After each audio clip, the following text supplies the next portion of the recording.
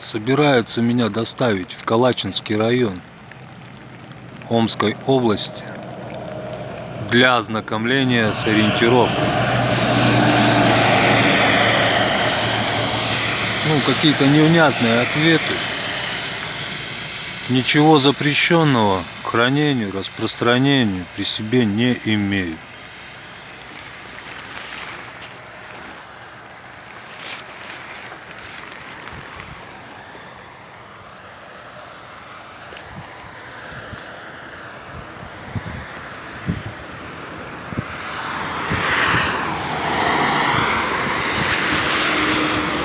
Еще раз скажите, на основании чего вы собираетесь доставить меня? На основании ориентировки. Уголовное. На основании ориентировки мы вас доставим.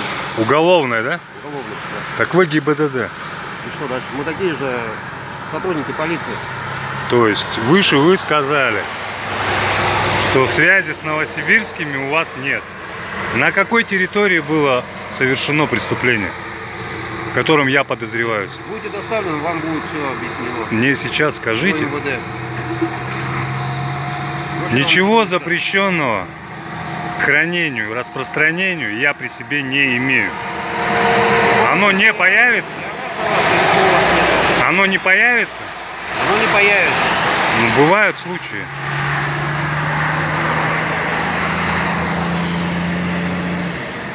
И потом, по завершении всех этих процедур, вы доставите меня на это же место. На основании чего вы хотите меня доставить в отделение? На основании части 1 статьи 280 будете доставлены в райотдел по подозрению в совершении преступления. Ориентировка есть на меня? Есть ориентировка. Покажите. Мы сейчас заставим ориентировку. Почему вы мне на месте предъявите? Вы нарушаете мое личное пространство, отнимаете мое личное время на как бы не полагаясь ни на что. Что вам полагается? Что вам полагается? Предъявите мне ориентировку. Я что-то нарушил. Я вам зачитал ориентировку. То есть на протяжении всей Новосибирской области. То есть там сотрудники полиции не работают. Еще раз спрашиваю, там сотрудники не работают. Я не готов сказать за тех сотрудников полиции. Служба единая у вас? Вы Как только я пересек границу Омской области, появились вы. Правильно, потому что есть ориентировка на вас. Поэтому мы А почему мне сразу не предъявили ее? До вас были сотрудники полиции, я их снял на камеру. Молодцы, что как они удалились. Если бы, как бы. То есть ничего. Я вам сказал, вы появились через 20 минут, простояли здесь полчаса, и у вас сейчас появилась ориентировка. Мы не полчаса, буквально 5 минут постояли. Да вы полчаса здесь стоите уже. Требования мне предъявите. Вы, наверное, вперед живете, да, по часам? Да нет, меня как бы ни часов, ни счастливых часов не наблюдают. Я счастлив, я свободен.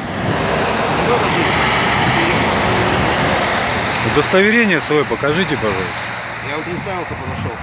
Я не видел удостоверения. Это мое право зафиксировать.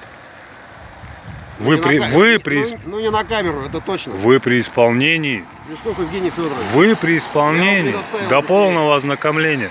Я вам предоставил. До полного ознакомления. Не на камеру. По какой статье? То есть вы что-то скрываете?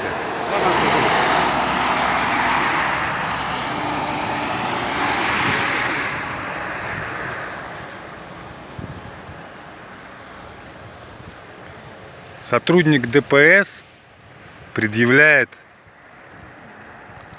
требования на ориентировку по уголовному делу. Все смешалось в доме Облонских.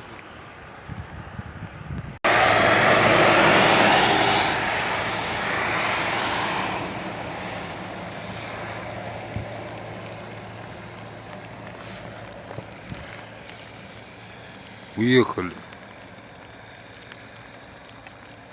Диалог стал не снимать одно, да потому. А вдруг, а может. Назвал фамилию. и отправил их в общую базу.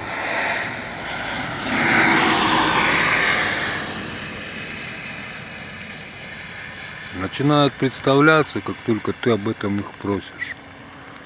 То есть служащие не знают своих обязанностей.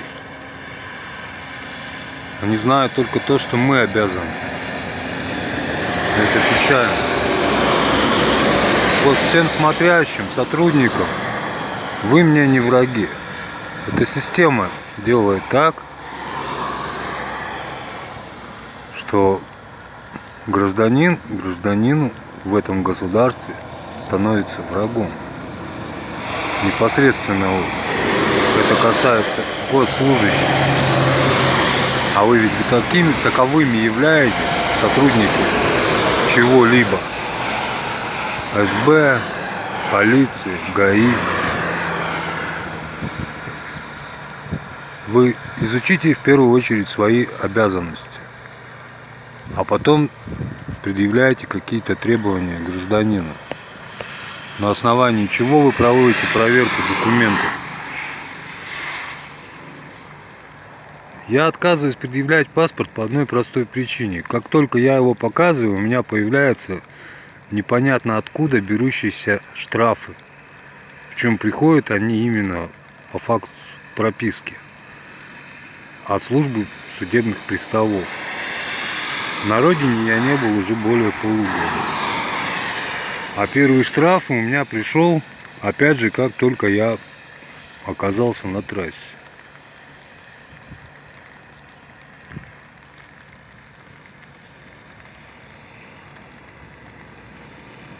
Дома это порядочные семьянины,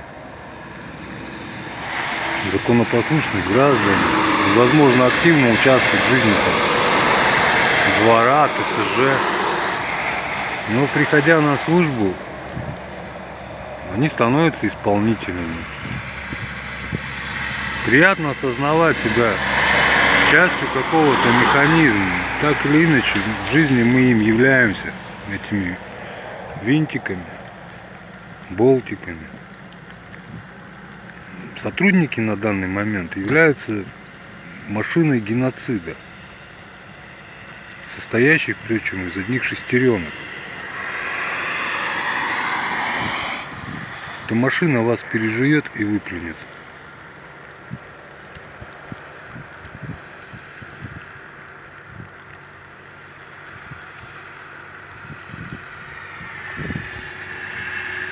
Вы не получите обещанных квартир.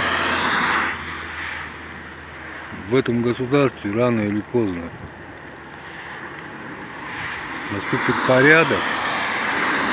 Есть такая поговорка, присказка, что жил, то зря.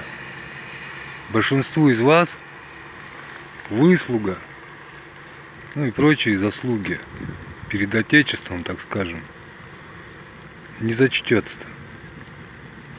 И народ даст вам шанс заработать себе честно на пенсию, на фабрике, на заводе.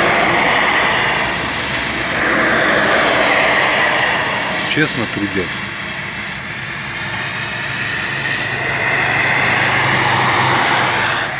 Урок ликбеза окончен.